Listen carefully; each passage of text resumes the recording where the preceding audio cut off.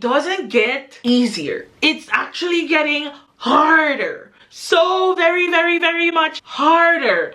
But I gotta remember that one day I'm gonna be that little black girl who's gonna walk up into the ramen shop and be like, ramen o itadakemasu ka? And everyone's gonna be like, Nihongo wakaru? And I'm gonna be like, wakarimasu. Week 2, baby!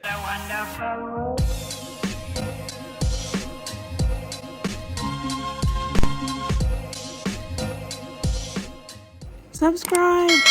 Minasan konnichiwa, o genki desu ka? Samui desu ne! Hey homies, and welcome back to Tomi's World. You already know it's your girl Tomi, and I am back with another video. So it is week 2 of learning Japanese in a month, and this week was just so I can't even find the word to explain it. There is just so much that happened this week, and that's what we're going to be talking about in today's video. So one of the main things that happened in this week's video was that in the last video in week 1, I was like, oh, next week I'm going to start learning katakana, but alas, that was a lie, because I did not realize that one of the most important parts of learning hiragana was actually learning dakuten and combination hiraganas, because without that knowledge you literally cannot read hiragana. Now if you don't know what dakuten is,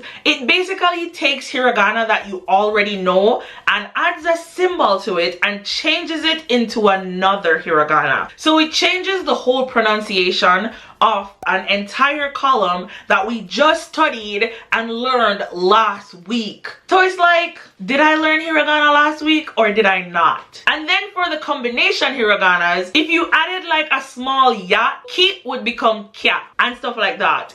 So then I was like, there is no way I'm going to start learning katakana, especially because last week was a mess. Like, I had so many things going on, and my interest level is slowly going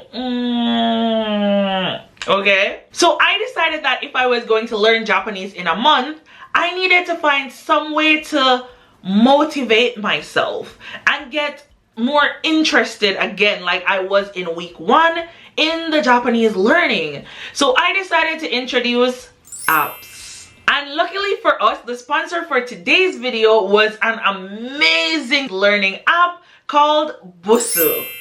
Now Busuu is the app that I used this week, and from personal experience I can tell you it is amazing.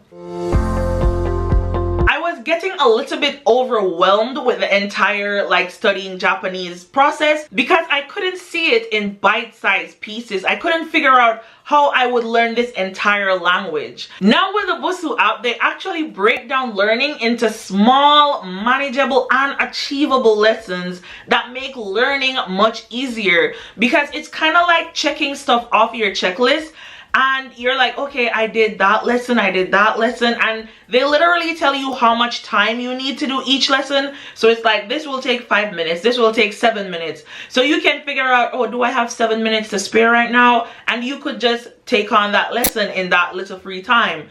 And with the Busuu app, I don't have to be carrying around my book and pen everywhere, even though I still do, because I still love writing stuff down. Another amazing thing about the Busuu app is that it's like a community. So it's not just you learning, and I love that about the app. So whenever you learn a new phrase or you learn a new thing, they give you the opportunity to like write it out or speak it out, and then you can send it into the community, and native Japanese speakers will actually correct your work right there on the app. One of my favorite things about the app is actually the leadership board. Now this is a board that tells you how well you are doing in comparison to your other classmates that are actually studying as well.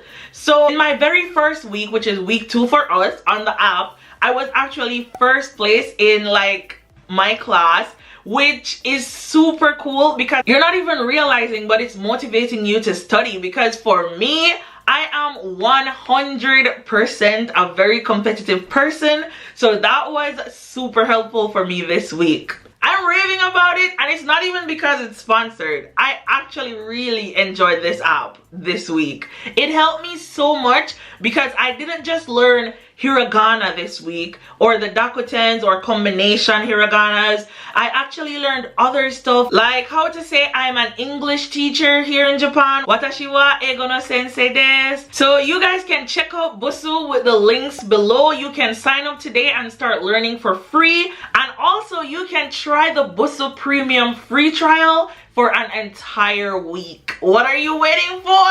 And guys, I have a 30-day guest pass for 5 people to try Busuu for 30 days for free. So if you are interested in learning Japanese, then add hashtag Let's Learn Together to your comments in the comment section below, and I will choose 5 people at random and give you this free 30-day trial. Let's get it together. Okay, so let's get into the video. So as I said in week 1, we are learning Japanese together, and I am going to be teaching you guys a word and a phrase each week.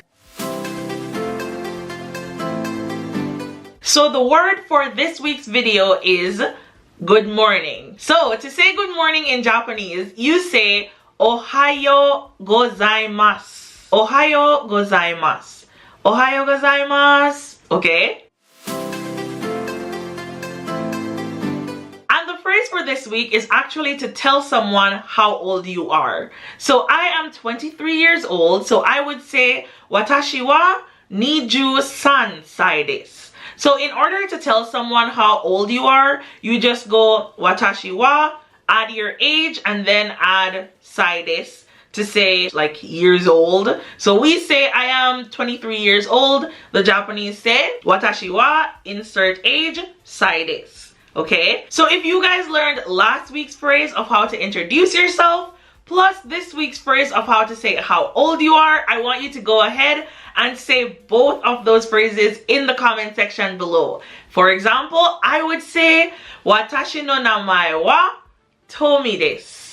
23 sai desu. Because you don't need to keep saying watashi wa as long as the subject of the sentence has already been established. So we're going to say watashi wa Tomi desu. 23 sai desu. I am Tomi and I am 23 years old. Nice to meet you.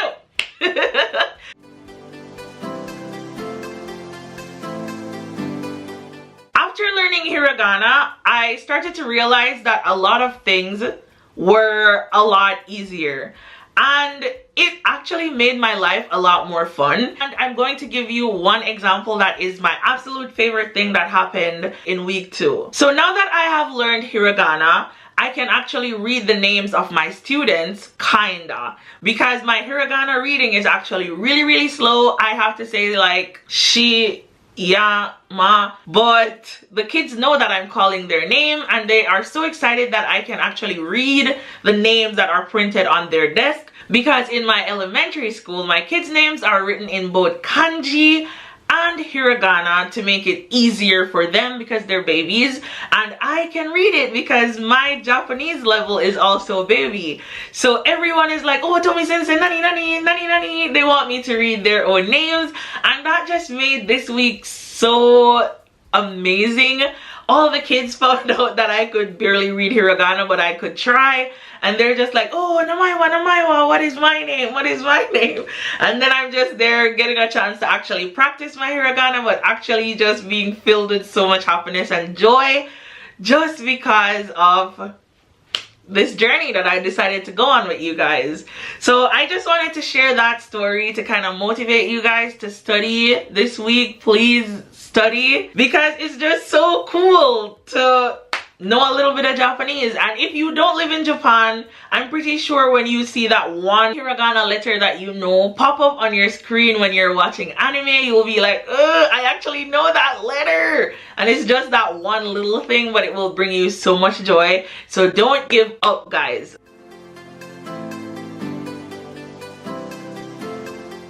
So as I said before, I thought I would start learning katakana this week, and I was very excited to move on to another stage. But unfortunately, I couldn't do that because I still needed to learn the dakutens, and then there was the combination hiraganas, and it was really cool to learn that, but I was feeling really stumped because I'm like, oh, I really wanted to go faster. You guys know I hate going slow. I just want to get it done. Like as soon as I'm ready, I'm like, okay, I'm ready. Let's just get this done and get it over with. But I couldn't do that. So that caused a little bit of a challenge for me, but we worked through it. So here are some tips that I learned in week 2 of my journey to learning Japanese in a month. Tip number 1, exceptions breed exceptions, and that is a very important thing to learn when you are talking about combination hiraganas. So while ki would become kya, that was easy to wrap my mind around, but then you have the exceptions. So for example, in the sa column, that's the first time we have an exception while learning hiragana, and that's the first exception that we will come upon when learning the combination hiraganas. So when you combine ki and ya, it normally becomes kya, right? Which means that you dropped the I from the ki and added the YA. So now it's KYA. But for exceptional hiragana letters like shi, we don't drop the HI, we only drop the I. So it becomes sha. So the exceptions always breed exceptions because they are different from just the regular hiragana letters. So that was a very important thing for me to remember this week because it helped the learning process to be a lot easier when I remembered that once it was an exception to begin with, there is going to be an exceptional rule for it in the combination hiraganas as well as the dakutens. Ugh, talking grammar is not fun for me. Okay, fine. So you always have to look out for those exceptional hiragana letters because exceptions breed exceptions. Okay, on to point number 2. The second thing that I learned this week is that you need to try new things to keep it fresh and exciting. When I just started off in week 1, I was on this mission. I'm like, I'm gonna do this. But then in week 2, my interest level just started to go down. It was still exciting to know hiragana, but it was almost as if my mind was like, okay, you already know that. You don't need to like learn all this stuff. And I was just kind of starting to get bored with the whole process. So introducing apps really helped me. As I said before, the Busuu app was amazing this week. It really helped me to like keep my interest going. It was good to stay focused because it was like small bite-sized lessons that I could do at any time and at any place. So you guys need to try to keep your language learning journey fresh. If you normally only study in your room or at home at your work desk, try just going out for a coffee or sitting outside. Well, it's not summer anymore, child, so that sitting outside is not gonna work. But try switching up your area where you normally study. Give yourself a fresh view. Give yourself new challenges. So if you are normally just like, okay, I'm studying hiragana this week, try learning just one kanji to just switch it up. Give your brain something exciting because no one likes to be bored. You can't let your brain get bored. So you have to figure out what's fun for you and then do more of that. Because this journey is supposed to be fun anyway, right? For me, other than the Busuu app, something that I actually started doing was trying to write my teachers' names and my family's names in hiragana. It was much easier to write my teachers' names in hiragana because you guys already know that hiragana are like the basic sounds for Japanese, but to write my family's name, I found out that I needed to know katakana because that's where all the borrowed words come from. So I'm not yet able to write most of my family's names, but it was really fun for me to try and like challenge myself to write my teachers' names at least. So you just need to find a way to keep it fun and exciting for you. Okay, point number 3. Take a break, but do not give up. There is a saying that goes, anything that is worth having is worth fighting for. It does not work for relationships, child. Trust me. If you gotta fight for that guy, let him go. If you gotta fight for that girl, let her go. But for the language learning aspect, it actually works. Because no one promised that learning Japanese was going to be easy. So every time you come up on a challenge, you can't just quit. And I am a professional quitter. I like to quit. It's easy to do and I do it all the time. So this week in particular, as I said, I started to lose interest. So on Monday, I didn't study. I told myself it was just because I was busy with work. I had 5 classes that day and I was just so tired from all of that. And I'm like, oh, what I'm not gonna do is add another chore. So it became a chore instead of something that I liked doing. And I was like, I might just quit. On Tuesday, we actually had our sports day. And I did not study at all. Life just kept getting in the way. And I'm like, ugh, it's just so hard. I just want to quit. But I had already committed to this video series. And I already committed to the sponsors for this video series. And I'm like, well, I can't let everyone down. But you guys at home might not have like those responsibilities. So this is my advice to you and for me as well. Take a break, but don't quit. On Tuesday, I did not study because I literally could not bring myself to do it. But I didn't give up because on Wednesday, I was back on my Japanese language learning grind. Okay?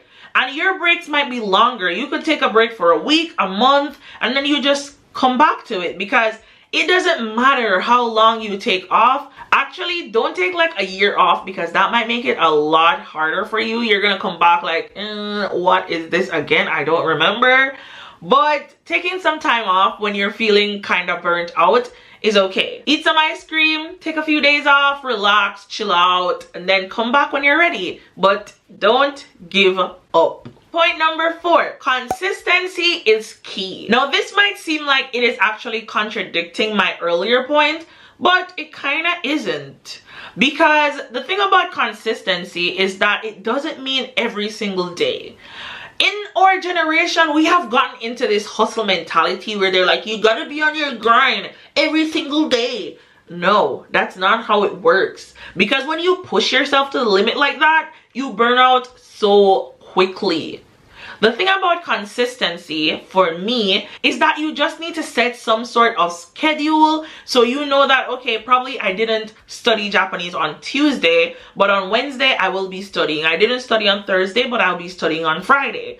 When you have a schedule like this, it helps you to just stay consistent and make sure that you at least study Japanese 2 to 3 times a week, which is totally fine if that's all you can manage. Like, do not get sucked into this hustle mentality. I tried that, especially with this YouTube channel, and I almost deleted this YouTube channel. That hustle mentality is not for everyone. Me being the top of that list. No, I was not built for that life. Okay, so point number 5. And this is actually my last point for this video. Take it easy on yourself. I have to remind myself that at all times because I get overwhelmed and anxious very easily these days. Like in university, I could leave my coursework until the very last minute, literally the last minute. I would go to sleep knowing that I have coursework due at 10 a.m. the next day.